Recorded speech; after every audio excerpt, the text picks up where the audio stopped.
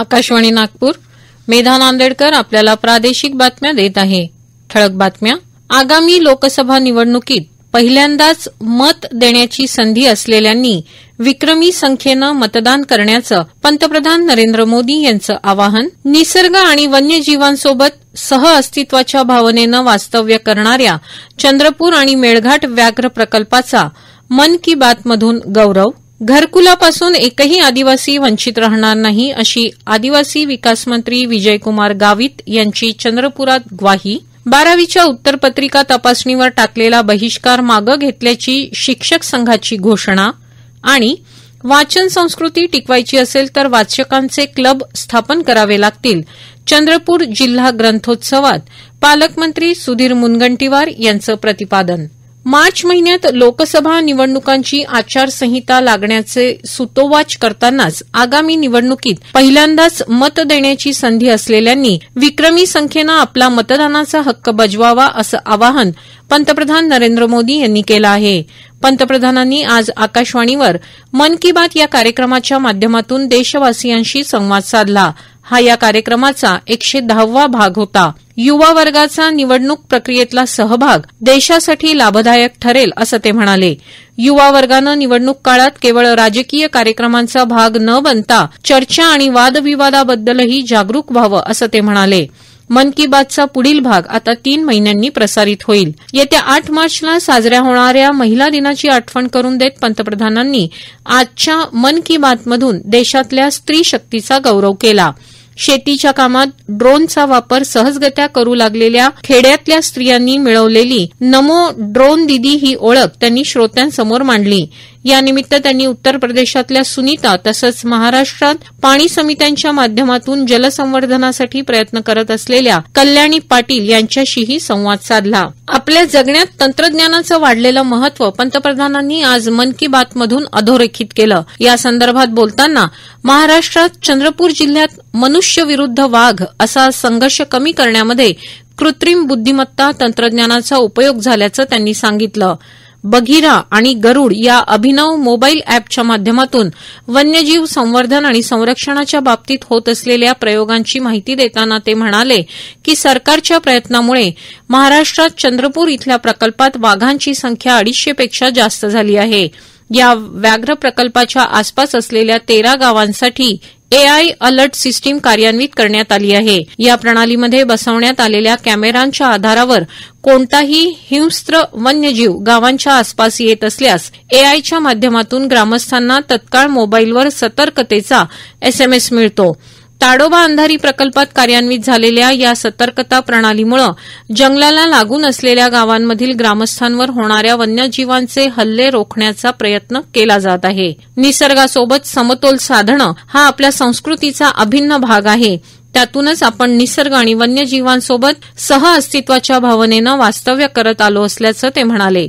याच भावनेचा अनुभव महाराष्ट्रात मेळघाट व्याघ्र प्रकल्पात येत असल्याचं ते म्हणाले. मेळघाट व्याघ्र प्रकल्पाअंतर्गतच खट्टकली गावात आदिवासी कुटुंबांनी सरकारच्या मदतीनं पर्यटकांसाठी आपल्या घरी होम स्टे विकसित केल्याची माहिती देताना याच गावातल्या कोरकू आदिवासी समाजातल्या प्रकाश जामुनकर यांच्या उपक्रमाचा उल्लेख पंतप्रधानांनी केला. हम हजारों वर्षों से प्रकृति और वन्य जीवों के साथ सह अस्तित्व की भावना से रहते आए हैं. अगर आप कभी महाराष्ट्र के मेलघाट टाइगर रिजर्व जाएंगे तो वहां स्वयं इसे अनुभव कर सकेंगे. इस टाइगर रिजर्व के पास खटकली गांव में रहने वाले आदिवासी परिवारों ने सरकार की मदद से अपने घर को होम स्टे में बदल दिया है. ये उनकी कमाई का बहुत बड़ा साधन बन रहा है. इसी गांव में रहने वाले कोरकू जनजाति के प्रकाश जामकर जी ने अपनी 2 हेक्टेयर जमीन पर 7 कमरों वाला होम स्टे तैयार किया है. उनके यहाँ रुकने वाले पर्यटकों के खाने पीने का इंतजाम उनका परिवार ही करता है. अपने घर के आसपास उन्होंने औषधीय पौधों के साथ आम और कॉफी के पेड़ भी लगाए हैं. इससे पर्यटकों का आकर्षण तो बढ़ा ही है, दूसरे लोगों के लिए भी रोजगार के नए अवसर बने हैं। राज्यातल्या पुणे, अहमदनगर, बुलढाणा, नंदुरबार, अमरावती आणि बीड इथल्या जिल्हा रुग्णालयांचं उद्घाटन आणि आयुष मंत्रालयाच्या 2 संस्थांचं भूमिपूजन आज पंतप्रधान नरेंद्र मोदी यांनी दूरदृश्य प्रणालीद्वारे केलं. पुण्यातली राष्ट्रीय निसर्गोपचार संस्था, निसर्गग्राम आणि विविध जिल्ह्यांमधले स्टाफ क्वार्टर्स आणि ग्रामीण रुग्णालयांचं देखील उद्घाटन त्यांच्या हस्ते झालं. राज्य विधिमंडळाचं अर्थसंकल्पीय अधिवेशन उद्यापासून मुंबईत होणार आहे. अधिवेशनाच्या पूर्वसंध्येला सर्वपक्षीय आमदारांना सरकारनं चहापानाला बोलावलं आहे. मात्र हे सरकार फसवं आणि खोटारडं असल्याचा आरोप करत चहापानावर बहिष्कार घालण्याचा निर्णय विरोधी पक्षांनी घेतला आहे, असं विधानसभेतले विरोधी पक्षनेते विजय वडेट्टीवार यांनी सांगितलं. निवडणूक डोळ्यासमोर ठेवून न्यायालयात टिकूच शकत नाही असं आरक्षण देत मराठा समाजाची बोळवण करण्यात आल्याचा आरोपही वडेट्टीवार यांनी केला. देशाचे पंतप्रधान नरेंद्र मोदी यांनी प्रत्येक गावापर्यंत रस्ते, वीज आणि पाणी देण्यासाठी अनेक योजना सुरू केल्या आहेत. राज्य शासन आणि आदिवासी विकास विभागही यासाठी प्रयत्नशील असून येत्या 2 वर्षात 100% आदिवासी बांधवांना घरकुलाचा लाभ देण्यात येईल. घरकुलापासून एकही आदिवासी वंचित राहणार नाही अशी ग्वाही आदिवासी विकास मंत्री विजयकुमार गावित यांनी दिली. चंद्रपूर येथील नियोजन सभागृहात आदिवासी विकास विभागातर्फे अनुसूचित जमातीच्या विविध योजनांचा लाभार्थी मेळावा आयोजित करण्यात आला होता. या मेळाव्याचं उद्घाटन करताना ते बोलत होते. यावेळी केंद्रीय अर्थसंकल्प योजनेअंतर्गत 24 लाभार्थी, ठक्कर बाप्पा योजनेअंतर्गत 7 गावांचे मंजुरी आदेश, घरकुल योजनेअंतर्गत 30 लाभार्थी तसंच बचत गटाचे लाभार्थी यांना लाभ देण्यात आला. तत्पूर्वी आदिवासी विकास मंत्र्यांच्या हस्ते आदिवासी विकास विभागाच्या नूतन इमारतीचं लोकार्पण देखील करण्यात आलं. या प्रादेशिक बातम्या आपण आकाशवाणीच्या नागपूर केंद्रावरून ऐकत आहात. शिक्षक संघानं 12वीच्या उत्तरपत्रिका तपासणीवर टाकलेला बहिष्कार अखेर मागे घेतला आहे. शालेय शिक्षण मंत्री दीपक केसरकर यांनी कनिष्ठ महाविद्यालय शिक्षक संघाच्या पदाधिकाऱ्यांशी त्यांच्या मागण्यांबाबत चर्चा केली. मंत्री केसरकर यांच्या अध्यक्षतेखाली 15 दिवसांपूर्वी बैठक झाली होती. त्यात आयटी आणि इतर शिक्षकांचं समायोजन, 12 आणि 24 वर्षांनंतरची कालबद्ध पदोन्नती, 24 वर्षांनंतर 20% प्रमाणात दिल्या जाणाऱ्या पदोन्नतीऐवजी एकाच वेळेला सर्वांना पदोन्नती देणं तसंच काही दीर्घकालीन मागण्यांसंदर्भात सकारात्मक चर्चा करण्यात आली होती. आज याबाबत पुन्हा चर्चा झाल्यानंतर कनिष्ठ महाविद्यालयाच्या शिक्षकांचे प्रश्न सुटल्यामुळे त्यांनी आपला पेपर तपासणीवरचा बहिष्कार मागे घेतल्याचं जाहीर केलं आहे.